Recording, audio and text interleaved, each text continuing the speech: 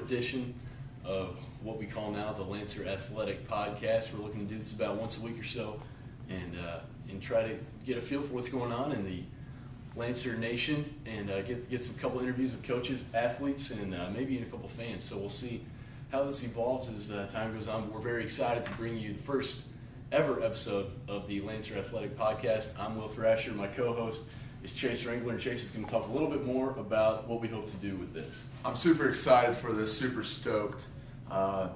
Obviously, this is our first episode, as Will just mentioned, so we have a lot of kinks to work out along the way, but thank you for bearing with us. Right now, we don't even have an official name for the show right now. It's just Grace Sports Podcast, but we really would like to ask you, the viewers, to help us name the show. So on our Facebook page that we haven't actually made yet, but we will, please comment below and just give us some great names. We're looking, for something kind of crazy, but not too crazy. Catchy, I think is the word. Catchy. I want something catchy, creative, and so come up with some ideas, and if you win, I'm sure we'll get you a t-shirt of some sort. So use that as a little bit of incentive to come up with a catchy name for what now has no name. So we appreciate you guys watching, and comment below with positive criticism and, of course, what you love about the show. But right now we're in the heart of basketball season, Chase, which is, I know, both you and I favorite time of year. Exactly. Growing up a Hoosier, I mean, you're not a Hoosier. Almost an adopted Hoosier. You've been living here for a little while. I'm a stepson at this point. Stepson, yeah, I would agree. But growing up a Hoosier, always the favorite time of year was going to the gyms, smelling the popcorn, hearing the sneakers squeak on the hardwood floor, and we're almost towards the end of the season so far, and Grace has been doing a pretty good job, both teams, girls and guys. Yeah, it's been overall it's been a successful year for both teams. Now, the Lancers with a tough loss to Marion last night, who is for whatever reason just sort of seemed to have our number. They did drop to Marion, have 3 remaining games: Saturday at St. Francis, home Tuesday on Valentine's Day against the Bethel College Pilots, and Taylor University that following Saturday at Taylor in Oakland, Indiana. So by no means an easy stretch for the Lancers. We've seen, as last night can attest, every game is a tough game, especially on the road in the MCC. And that is so true, and dropping that one last night was difficult, but we're looking to rebound against St. Francis. Against St. Francis at home earlier, Q Owens was definitely someone to watch out for. So it's definitely something. It's no cakewalk. I definitely think Grace is the better team inside and out, just with more depth, but definitely something you just have to key in on that player, on that one player, which is Q Owens, who definitely is a game changer. I mean, if he goes off, it's a detriment to Grace. Yeah, and then going down, Grace actually drops their sole ownership of first place in the Mid-Central College Conference with the loss yesterday. Indiana Wesleyan barely hung on against St. Francis, ended up winning that game. Indiana Wesleyan has Bethel, Taylor, and Goshen the rest of the way. Right now we're in a virtual tie, but Taylor does hold the head-to-head tiebreaker. So Lancers no longer control their own destiny in the conference, have to get a little help down the stretch, but nonetheless, certainly not time to panic yet. Just got to kind of focus on their schedule, as Greg said earlier in the interview. And what's interesting is IWU has to play Bethel and Taylor, 2 opponents that we have to face also. So it really is going to come down to Bethel and Taylor to see where IWU and Grace will end up in the conference. There's definitely some great basketball coming up in the MCC, and we're really excited for it. Ready to see the Lancers to get out of the kind of skid that they're in right now. Definitely a very talented team, one of the best, most depth in a team I've seen in a long time, and definitely something that when they play up to their potential, I don't know if there's a team in the nation that can beat them. It's certainly fun to watch and look for a wild end to the regular season in the conference, and of course an even wilder conference tournament, I would imagine. And speaking of wild, we're going to head over to talk about the women's basketball circuit here in the MCC. The Lady Lancers play tonight at Marion University, and looking to kind of right the ship as well. They're receiving votes in the NA Top 25. Right now they're in 5th place in the conference, but just one game out of that 3rd place spot. Ahead of them, St. Francis, Marion, Bethel, and Indiana Wesleyan.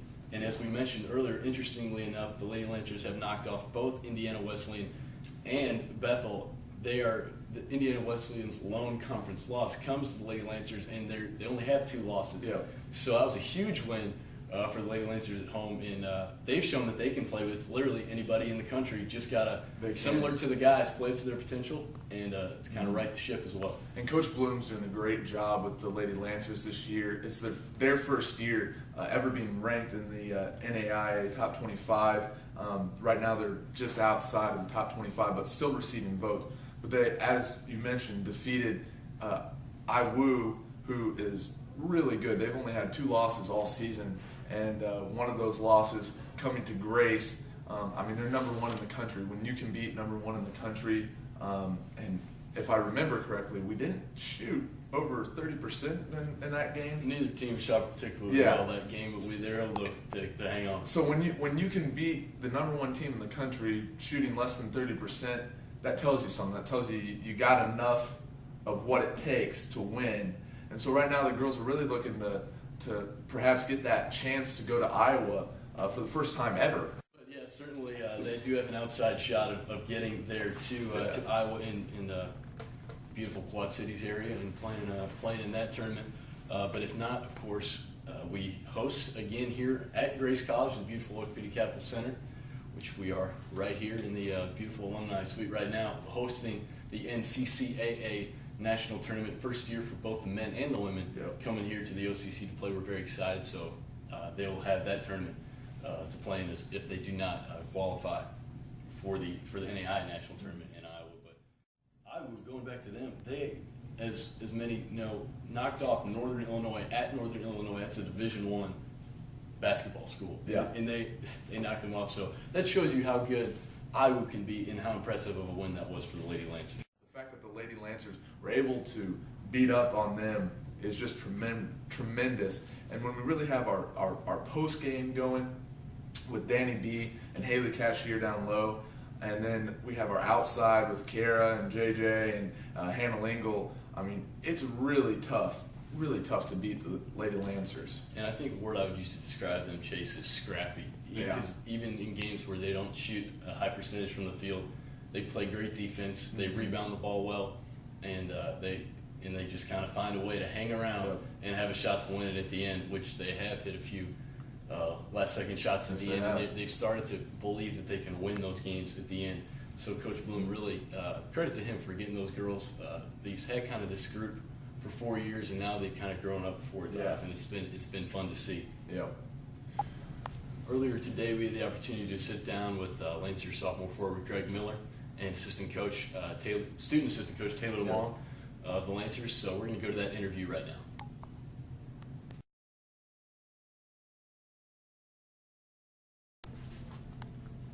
Well, today we have the privilege of having Greg Miller, sophomore forward for the Lancers, and also Coach Taylor Long with us today. First, we're going to start with Greg. Now, you guys have slipped a little bit recently after an excellent start. What do you think you guys have to do to kind of right the ship a little bit? It's not panic mode yet, but just kind of righting the ship and getting back on track. Right. Well, you said it yourself. We just need to get back on track. We need to have a few good days of practice. We got to change our mentality a little bit. It seems like some guys are just starting to accept defeat, and we need to get away from that and have a winning mentality, just like the beginning of the year.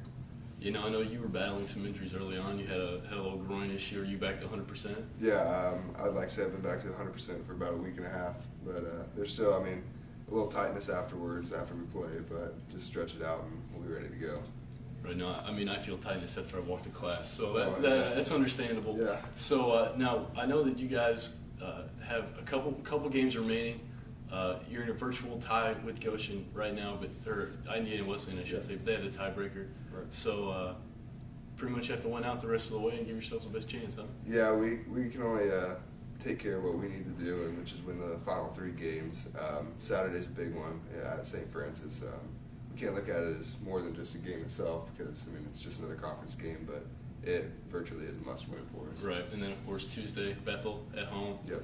Say word to the fans. We want to pack the OCC for that one. Oh, yeah. We always want to pack the OCC. There's a lot of seats out there that could be filled up, and hopefully they will be for that one.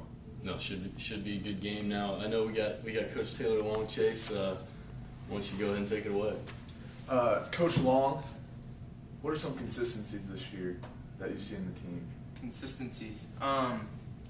Well, just joy, a level of joy is something that I see really constant with this group. Interesting group. You can never really tell if they're actually ready before a game, just because they're laughing and joking with each other at all times. So that's been cool to see. And really just, throughout the season, usually we get people to make big plays when it's needed. Someone will step up.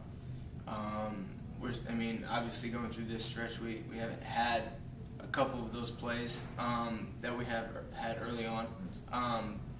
But it's been pretty consistent throughout the year, so I don't expect that to change here. What do you, in your estimation, feel like the team has to do to get back on track? What are some of the things that need improvement right now?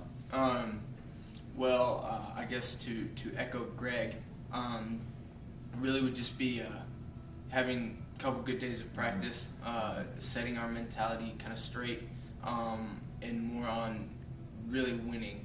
We need to get that, that hate to lose mentality. We need to get that into our mind. We need to just not like to win, but we really need to hate to lose at this point in time. Greg, if you were in a 3-on-3 tournament and you had to pick 2 Grace College professors to join you on the court, who would you pick and why? I would definitely pick Dr. Johnson because he was a phenomenal athlete himself. Baseball. We could translate it to basketball and just how much he won. Oh yeah, he's a winner. Yeah, and I'd probably have to go with Dr. Soto right now. I'm in his class, and I think he could free up some guys on screens. He could give you some open shots and rebounds. So I would have to go with those 2. Taylor, same question. 2 professors. I would just say, Coach Kessler, Professor Coach Kessler. That's a cop out, but okay, we'll. Yeah, it's definitely a cop out, but he's a winner. And he has that grit and toughness, and he's a road warrior as well. So he fights. Dr. Harmon, I think. He's a slasher. Yeah, he's a slasher. It'd be good. I've seen what his sons can do. So he taught his sons well. So obviously there's that knowledge there.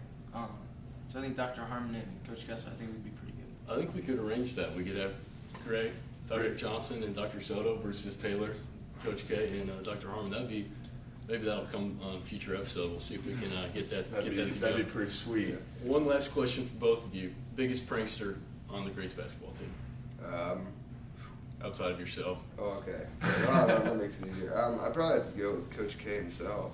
He loves, pranking people and wearing the mask at retreats and jumping out from behind trees and yelling at people and just all that stuff in general. So I'd have to go with Coach K himself. Not to be too much of a copycat here, but I would have to say Coach Kessler as well. Like you said, the creativity involved in his pranks and the way he kind of scares us is it's pretty humorous at times. He's definitely.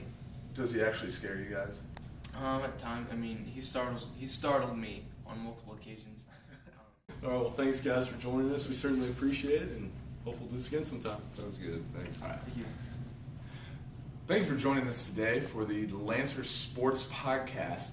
Again, we have not officially named this show yet, so we would like to hear your feedback and your comments. And also, if you'd like someone else's comment, please like it so we know that, hey, that's a popular name. I'm Chase Ringler. I'm Will Thrasher. Thanks again for watching, and continue to keep posted there at the Athletics website for more information regarding the upcoming podcast. Thanks for watching.